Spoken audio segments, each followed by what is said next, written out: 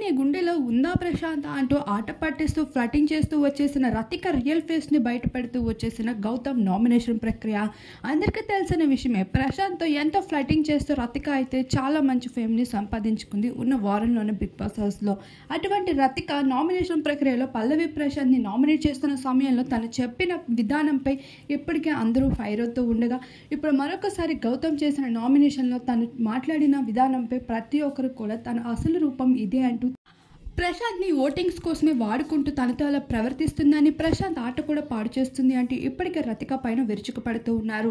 అయితే గౌతమ్ చేసిన నామినేషన్పై చూడకుండా పిచ్చి పిచ్చి నామినేషన్స్ చేయకు అంటూ తన కోపం హద్దులు మీరుతూ వచ్చిన తన ప్రవర్తనకి నెటిజన్సే ఫైర్ అవ్వడం జరిగింది. ఈ నామినేషన్ ప్రక్రియలో రతిక బిహేవియర్పై మీకేమనిపిస్తుంది, ఎవరిది తప్పు అనిపిస్తుంది అనేది తప్పకుండా మీ అభిప్రాయాన్ని, మీ సపోర్ట్ని కామెంట్ చేయండి.